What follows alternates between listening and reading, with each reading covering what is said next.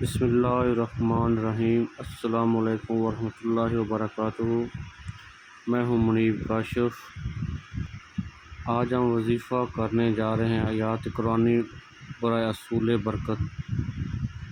یہ آیات گھر اور کاروبار میں برکت کے لیے بہت اکثیر ہے، خصوصاً قرض ادا کرنے کا کوئی ذریعہ بن نہ رہا ہو تو ان آیات کو روزانہ 41 مرتبہ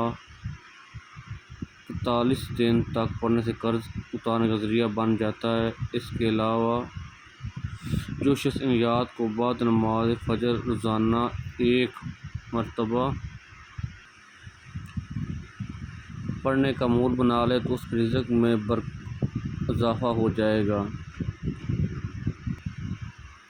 اگر کوئی غریب شخص غربت کا شکار ہو تو اسے چاہیے آیات بعد نماز جمعہ 11 مرتبہ پڑھے اور 11 جمعہ تک اس طرح کرے، انشاءاللہ اس کی غربت دور ہونے کے اسباب پیدا ہو جائیں گے۔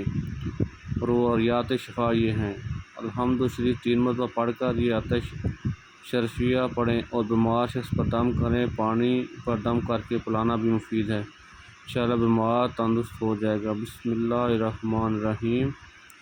اللہ کے نام سے شروع جو بڑا مہربان اور نہایت رحم والا ہے۔ اور اللہ بہت سے مسلمانوں کے دلوں کو شفا دے گا، ان کے دلوں کے غیظ و غضب کو دور کرے گا۔ سورۃ توبہ آیت نمبر 14-15۔ اے لوگو، تمہارے پاس تمہارے رب کی طرف سے وہ چیزیں آئیں جو نصیحت اور دلوں میں جو خرابیاں پیدا ہو جاتی ہیں ان کے لیے شفا ہے اور ہدایت ہے اور مومنوں کے لیے رحمت۔ سورۃ یونس آیت نمبر 57۔ آیت نمبر 3۔ اس شہد کی مکھی کے پیٹ سے پینے کی چیز نکلتی ہے جس کے مختلف رنگ ہیں، اس میں لوگوں کے لیے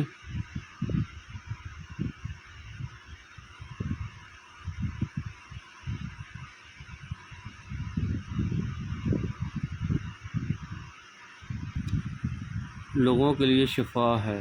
آیت نمبر 4۔ ہم ایسی چیزیں یعنی قرآن نازل کرتے ہیں جو مومنوں کے حق میں شفا و رحمت اور ظلم کرنے والوں کے لیے اس سے الٹا نقصان ہی بڑھتا ہے۔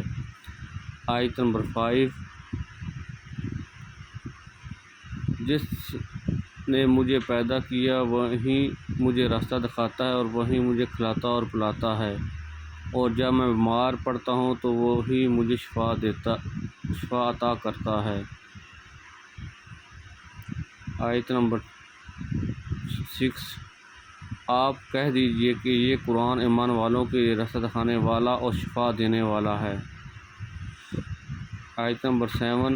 اے اللہ تو ہی شفا دینے والا ہے، نہیں کوئی شفا سوا تیرے شفا کے شفا دے، تیرے علاوہ کوئی بیماری کو دور کرنے والا نہیں ہے۔ بسم اللہ الرحمن الرحیم۔ اللہ کے نام سے شروع جو بڑا مہربان اور نہایت رحم والا ہے۔ بلا شبہ تمہارا رب اللہ ہی ہے جس نے پیدا کی آسمان و زمین 6 دن میں، پھر عرش پر قائم ہوا، وہیں رات سے دن کو چھپاتا ہے